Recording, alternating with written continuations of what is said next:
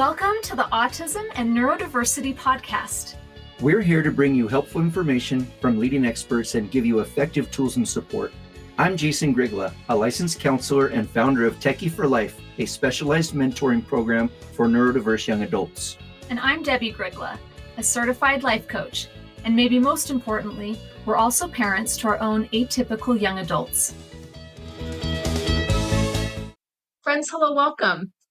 We have a friend on with us today. Her name is Shayna Abraham, and she is a therapeutic consultant based in San Francisco in the Bay Area. And she is the founder of the Therapeutic Consulting Association, or TCA, and she's also a founder of the Alt Fair, which is an alternative to college fair.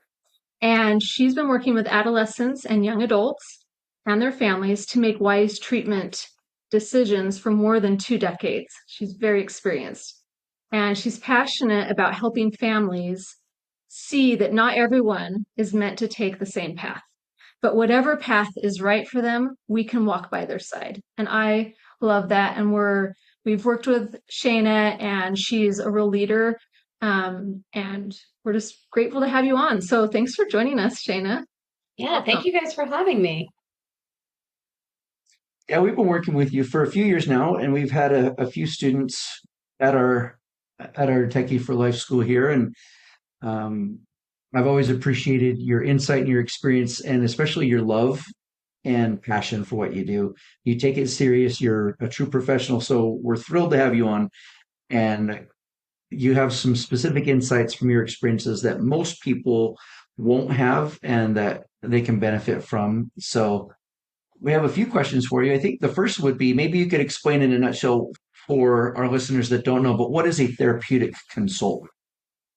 So my role as a therapeutic consultant is to help families navigate their treatment decisions. And so where I differentiate from an educational consultant is families are hiring me when the therapeutic needs are on the forefront and the academic needs for their child are secondary.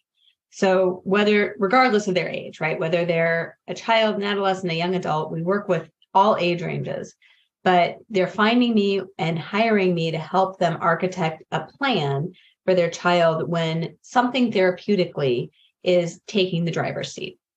And then I stay with families through the duration of a treatment process and helping them plan for what happens next. Treatment programs are wonderful, but if you don't have a plan for what happens afterwards, things tend to fall apart pretty quickly. So that piece of things is as important as getting a family to the right type of intervention. And so part of it is staying involved for that length of time. You're kind of that common thread as they go through the process and navigate all of it. So you're talking about treatment for anything from mental health related, like suicide, anxiety, but also addiction recovery. What types of things does that cover? So I'm part of a team. Our practice has 4 consultants. And so we work with all sorts of mental health issues. It could be neurodiversity, it could be substance abuse, it could be failure to launch. We work with attachment disorders. I'm just thinking of, some of the common things that are coming up right now. Also some of the thought disorders, so psychosis and schizophrenia. And really, it's a matter of, for a lot of the families, when they come to us, it's looking at what's going on currently. What are the diagnoses that they're coming to us with, and understanding, is that truly the total picture, or is there more going on, or something that hasn't been diagnosed? And once we kind of pull back the layers of the onion, we can understand what is being treated and what needs to be treated moving forward. And a lot of our listeners aren't necessarily able to afford or find programs that are going to be treatment or therapeutic based. So hopefully a lot of the things you'll be able to share today are just for the average family, that what can we do? And so hopefully we'll be able to talk about some principles and philosophies there. And so some of our questions are, the first thing would be, you work a lot with families where they get them through high school, or they barely make it, or they made it, but they know university and the traditional academic degree seeking experience is not going to be the next best step for them. Tell us a little bit about what you're looking for to rule out university right away, and maybe some of the things you recommend instead. So what I'm looking at is how has the child done up until that point? And so I'm looking at did they get through high school in a mainstream setting? Were there other interventions that needed to be put in place to help support them through that? Were there alternative schools that were needed to be accessed, whether that was through an individualized education plan in the public school setting, accessing private schools, looking for additional outpatient therapists? What was the plan that helped this person reach the point that they're at now? And how much of that was initiated by the parent versus the child themselves? Because that's going to help give us a really strong indicator of, are they going to be able to go into a less structured setting in a college setting where nobody's holding their hand to say, get up, go to class, do these things? Are they going to be able to navigate that on their own? I'm also looking at, do they know who to ask the questions of? Because if you have a question and you don't know where to go with it, you're not going to do anything with that. And so that's another indicator for me of, is that individual really ready to be in an environment where there isn't the same level of scaffolding as they might be accustomed to? And I think that's a really important piece, because you can't just assume. And I think a lot of parents do. Well, you just go ask somebody if you need help with something. But a lot of the young adults that we work with, they don't have that skill set. They freeze up. That's terrifying. Or they don't even think that I can go ask, or who to ask. There's a lot of maturity and development that has to happen for someone to be able to reach out and advocate or get the support that they need. So that's like an important thing. You can't just assume, well, they should know how to do it, or even knowing where to go, right? Yeah. So student support services is one element, but you may not need to go there. You may be able to access just the professor directly. And knowing the difference between when do you need to go to one versus the other, that's a critical skill that I don't think we're developing in high schools anywhere that I know of. How hard is it to tease out how much the mom and or dad or the parental figure got them through high school versus, well, yeah, they graduated and they did all these things, because that seems to be an important piece for them to leave and have to go do it at college. Do you often find parents under underreporting what their involvement was, or over-reporting what their involvement was, or afraid, or just not sure?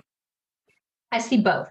So I definitely see the underreporting where a parent says, I just did what everybody else does for their kids. I also work with kids who they usually have a better read on it than their parents do more often than not. So when I talk with the young adult and I say, so how much of this was you versus mom and dad kind of pushing you through? They're the ones that are pretty honest and can give me a really good gauge of, no, my mom did my homework every night. Okay, that's good information. Or I might have, I have a young woman that I'm working with right now who's in a treatment program, and she's really advocating for her next step to be something where there isn't as much scaffolding, because she wants to know how much she can do on her own. She doesn't know because she's been in a scaffolded environment. So I do see both sides of it. I think for parents, it's really important and really difficult to take that look at themselves and to justify or to see like how much of this is driven by them. And they're in, for everybody that has a child, there's this idea of what post high school is going to look like and be like. And looking at that and looking at your child and getting really clear on, is that your hope for them, or is that truly what they need and they want at this point? Yeah, we're always talking about ego ideal, and an ego ideal doesn't mean egotistical. It means, what is your identity? What is the ideal? And it's really hard for parents. It's hard for me to separate out my ego ideal for my child versus their ego ideal, and I think that's pretty common. And I think it means we care and that we're invested, and it's just Well, something to manage. and I've coached many parents on when when we're talking about maybe challenges or struggles, or they're trying to get their kid to do something, and what it really comes down to is they're wanting their kid to be able to do a certain thing because that means they're a good parent. Like they're attaching, Or right? it means that my child will be successful based on my Right. expectations of what success is. And I think college is one of those. It's been ingrained in us, my generation for sure, that college is the thing. And I think in a lot of ways it is. It's not that that's wrong, but it's also no longer the only litmus test for success in life. So what are Yeah. you seeing? What are you seeing as far as alternatives and changing in people's mindsets about once I graduate high school, I have to go to college. So I will say I am a crusader to change the narrative. I what I'm seeing is it's slowly changing. And now at least the term gap year has been integrated into some people's thought process that it's not, I have to go immediately to college. There can be a gap in time. What I don't see shifting, and what I really am trying to help shift, is that there's a rainbow of opportunities out there. It doesn't have to look one way. There are trade schools, there are young adult supportive programs like Techie for Life, there are different kinds of short-term programs that are, for coding, or there are pathways to the trades. There was an article actually that just came out this week on NPR about how desperately we need folks going into the trades. So really looking at what is it that is going to be fulfilling for this young person. And I love what you're saying about removing that ego from it. And there's no judgment with this. It's really just a matter of what is going to be the best fit for each individual. One of the reasons we like to use taking classes at the university, it's not even for the degree, it's they need development, and experience is the only way to get development. You can't just wait for age. And I've had young adults say, well, my mom and dad said I could take a gap year, which means a vacation year, and I don't have to do anything. Can you explain a little more about the philosophy of a gap year, what that actually means? Yeah, I think that's the difference of maybe what a gap year could look like. That is one way of just having an unstructured year to figure yourself out. When I talk about a gap year, what I'm really talking about is a year of development. And so that can be taking classes, that can be working, that can be traveling abroad, that can be something else. A lot of the work when I'm meeting with a family and talking about a gap year with them is identifying what are the skill sets that need to be developed so that we can look at where are those skill sets able to be developed. Yeah. So then I think, well, why are we calling it a gap year if it almost assumes that college then has to happen after the year's done instead of just, well, if it's just about development and university may not be the path, why don't we just call it a development year or a transition year, or I don't know. Well, it's a gap between maybe whatever vocational, educational Yeah. pursuit you're going to take And I agree. I on. just want parents to Yeah, understand that a gap year doesn't mean take a vacation. It could mean that, but just Right. put a little gap we're between. interested in developmental experiences and what that would help them with. So, all right. Well, what are some of the fun ones that parents probably haven't heard of for getting a year of growth and development? What are some So, interesting ones maybe that people wouldn't know? yeah, there's a lot of things that have actually sprouted up more recently. There's there's a newer program for neurodiverse young adults to travel abroad with other neurodiverse young adults. And so that's one that's really kind of a cool opportunity. Um, there's also there's programs all over the world. This is the other thing that I think parents may not be aware of is there's programs in Spain, there's programs in Puerto Rico, there's programs in Costa Rica, right? So just because your child may have some different needs doesn't mean that they have to be in a particular spot. And really looking at, again, what are those areas that they want to develop, and what are some of their passions, right? So if I have a client that comes to me and says, I love surfing, all I want to do is be in the water. Great. Let's look at a place where you have access to that, whether that's San Diego or out in Puerto Rico. But really looking at where can we mesh joy with these areas of development gets us kind of into that sweet spot of also not hitting against resistance. And that's huge for autistic and neurodivergent adults, actually making it appealing and attractive instead of like scary and freeze up and or feel like a chore. There's nothing wrong with them being excited about their next step. I love the fact that if they go do something different than what's comfortable, when they're out of their comfort zone but not overwhelmed, their brain literally learns physiologically, neural pathway wise, that they can do different things. And then even if they stop doing that new thing, they've learned that they can do new things. And that transfers into all areas of life.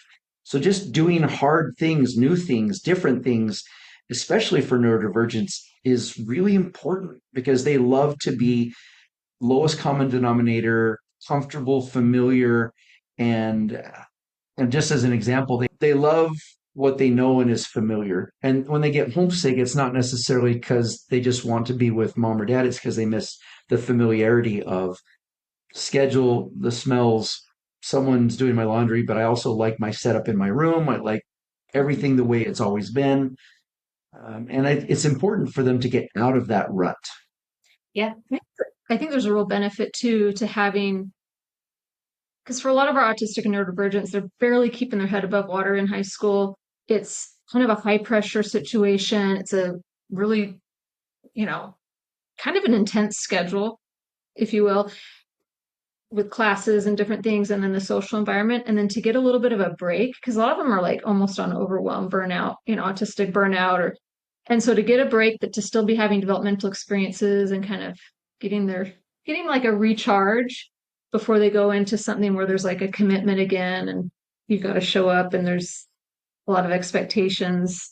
Like a good example of this probably would be for families who can't afford an expensive program would be go live with grandma and grandpa, an aunt and uncle, or a cousin where they're no longer in their home. But getting out of the home is really important. Statistically, that's the most important thing that can happen for someone who's neurodivergent and wants measures of success, holding a job, having relationships, succeeding in college, is they have to move away from home. So I think that's a critical piece. Which can be a big thing just in that, to do that, and then add another thing like an education. Changing up the environment. And I think that's a big thing for parents too, right? Nobody is going to be like mom and dad. And that can be really scary. And I think that's a lot of the work when I'm working with a family that I'm doing, holding the parents' hands to say, it's going to be okay. It's not going to be like being with mom and dad. That's okay. That's what we want now. Right. And so also focusing on the ways that parents have to make those adjustments, allowing their kids to grow in those ways. Yeah. Can you switch it up for a second? Explain a little bit, what advice do you have with parents? What are you seeing as some of the hardest roadblocks for parents who are trying to figure out a path forward for their neurodivergent loved ones? What's hard for them? What are they doing wrong, for example, or what would you want them to do different? So I see a lot of things. First of all, I think parents get stuck in, we can't change things because things are going so well.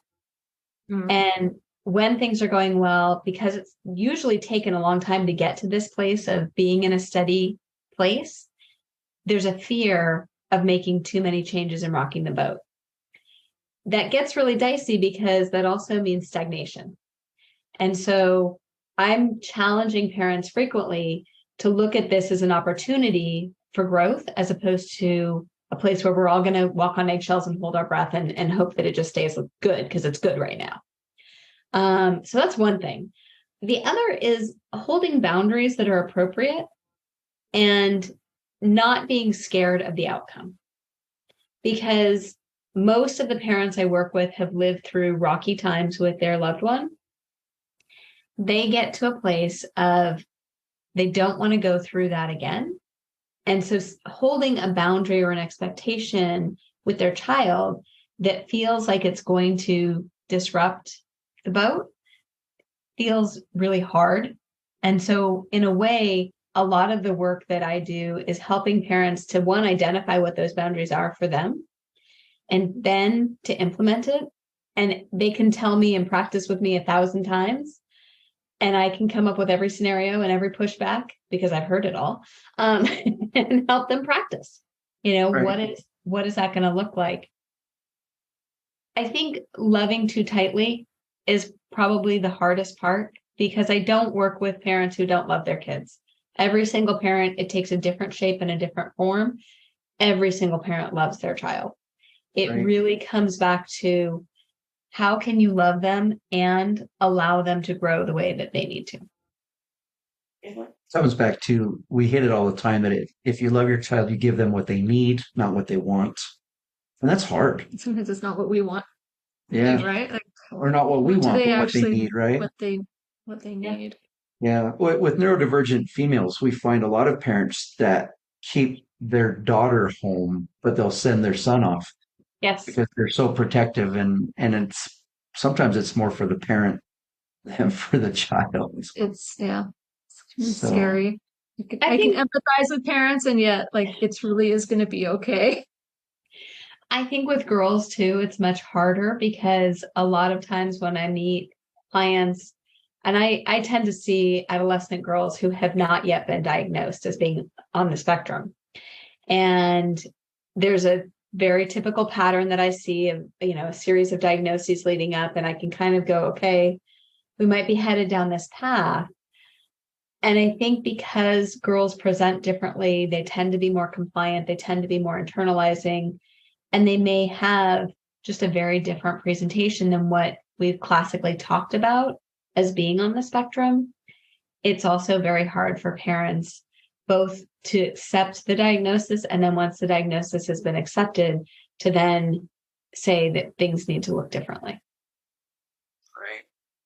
Yeah, I think there's extra nuances and challenges in that whole dynamic. And One of the things a lot of our parents struggle with is finding a community that can be there to support them and be cathartic. And I'm wondering if you can speak a little bit to what you recommend to parents who have been enmeshed and or helicopter parents with their neurodivergent loved one, and they need to cut those apron strings. What do you recommend to get out of that, or to transition into the next phase, which is getting away from the parent-child role relationship and into a healthier, I don't know, adult to adult? So I am a big proponent of parents finding parent support groups. We run one with our practice, Prepare to Bloom. There's NAMI, which is free. There are lots of them out there to choose from.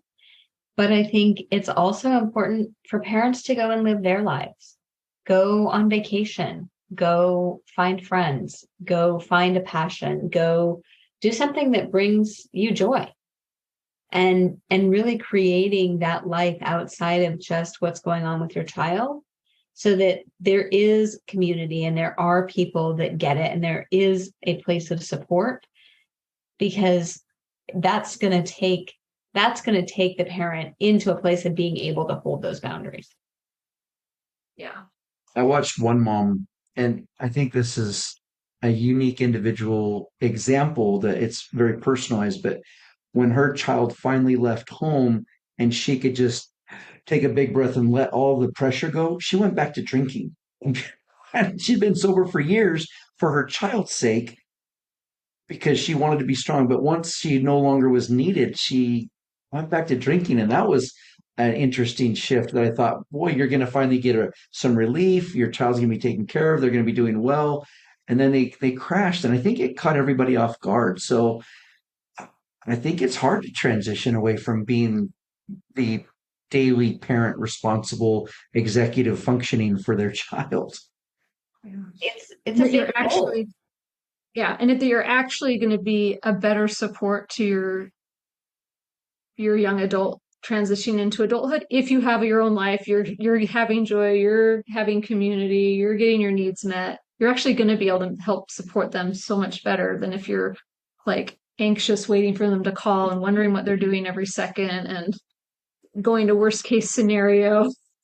What if this happens? What if that happens? Catastrophizing. That's just like not a good place to put yourself in as a parent. It's really helpful if parents can remove themselves from the equation so that the child stops being the child. And that's hard if there's nowhere safe to send them, or scary if you're used to protecting them and you can't anymore. For sure. One of the things that happened this past week in our parent group that I love, and I think it just speaks to finding that community. We've been running this parent group once a week since the beginning of the pandemic. So we're 400 meetings in at this point, something like that. And the parents that are all coming to our Alternative to College Fair coming up on March 4th, those that have signed up, they all wanted to meet in person because they've never met in person. We've been on Zoom this whole time. Sure.